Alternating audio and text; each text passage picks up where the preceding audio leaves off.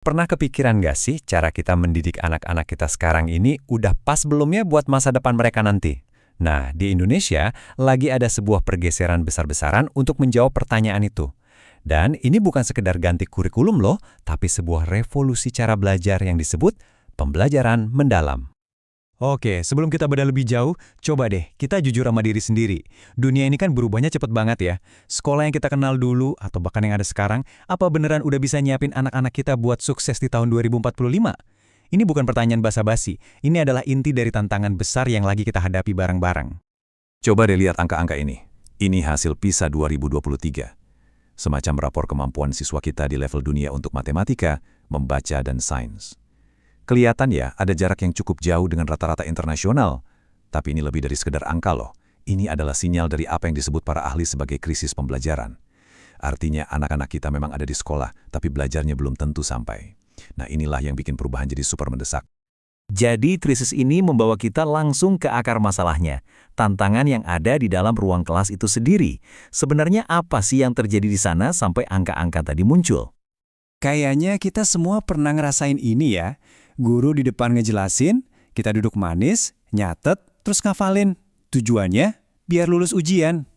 Padahal dunia di luar sana udah nggak butuh lagi penghafal ulung.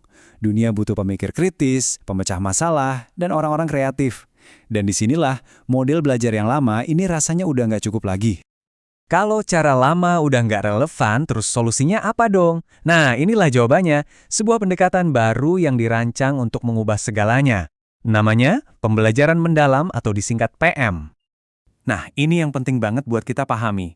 PM itu bukan berarti semua mata pelajaran dibuang terus diganti yang baru. Bukan. Anggap aja ini semacam upgrade sistem operasi cara kita belajar.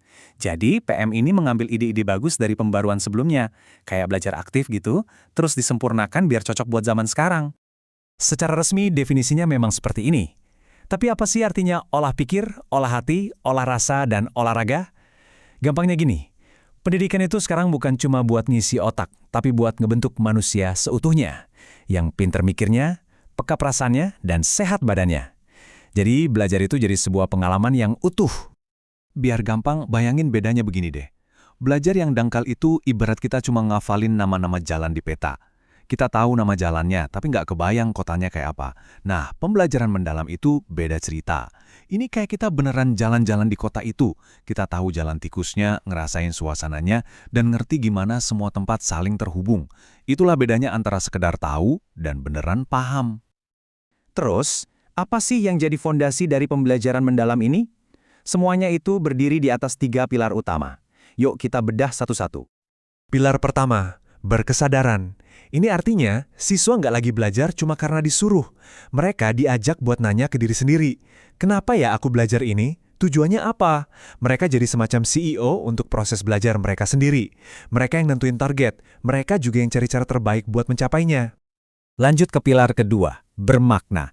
Pelajaran itu nggak lagi ngawang-ngawang. Contohnya, belajar matematika tuh bukan cuma rumus, tapi gimana cara ngitung anggaran buat acara 17-an di lingkungan rumah. Belajar sains bukan cuma teori, tapi buat ngerti kenapa kok di kota kita sering banjir.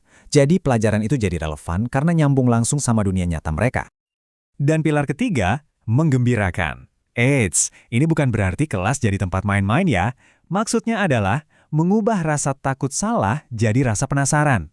Di kelas yang seperti ini, nanya itu nggak dianggap bodoh, dan gagal itu adalah langkah pertama buat berhasil. Siswa jadi berani nyoba karena mereka tahu kelas itu tempat yang aman buat bereksperimen. Oke, 3 pilar tadi kedengarannya keren banget ya secara teori. Tapi, gimana wujudnya di dalam kelas? Apa yang bakal dirasain sama siswa dan guru sehari-harinya? Nah, tujuan akhirnya adalah ini, menciptakan lulusan yang siap menghadapi apapun. Mungkin kita udah familiar ya sama profil pelajar Pancasila yang punya 6 dimensi. Di PM, ini dikembangkan jadi 8. Kenapa? Karena disadari kalau kesehatan, baik fisik maupun mental, dan kemampuan komunikasi yang oke, itu adalah fondasi yang wajib dimiliki untuk sukses zaman sekarang. Ini semua demi membentuk manusia yang utuh. Jadi alur belajar siswa sekarang jadi jelas banget.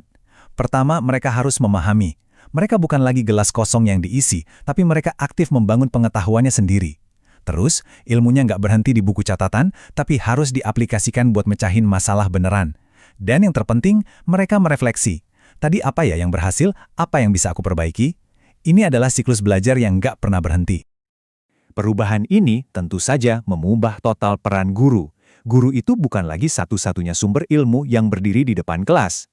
Bayangin deh, guru itu sekarang perannya lebih kayak pemandu wisata dalam petualangan belajar atau pelatih yang bantu timnya supaya menang. Mereka memandu, menyemangati, dan bahkan ikut belajar bareng siswanya.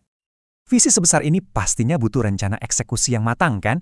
Jadi gimana caranya membawa ide hebat ini dari sekedar konsep jadi kenyataan di ribuan sekolah di seluruh Indonesia? Rencananya itu nggak simsalabim berubah semua dalam semalam. Pendekatannya sangat hati-hati dan bertahap. Mulai dari sosialisasi dulu biar semua paham, terus diuji coba di beberapa sekolah, dievaluasi lagi, disempurnakan, baru deh diterapkan secara luas. Ini tuh ibarat lari maraton, bukan lari sprint. Biar perubahannya benar-benar kuat dan berkelanjutan. Tentu, guru nggak bisa jalan sendirian, butuh dukungan dari seluruh sistem. Makanya ada beberapa rekomendasi kunci. Contohnya, kurangi beban administrasi biar guru fokusnya ngajar, bukan ngurusin kertas. Perkuat pelatihan guru dan berdayakan kepala sekolah jadi pemimpin perubahan.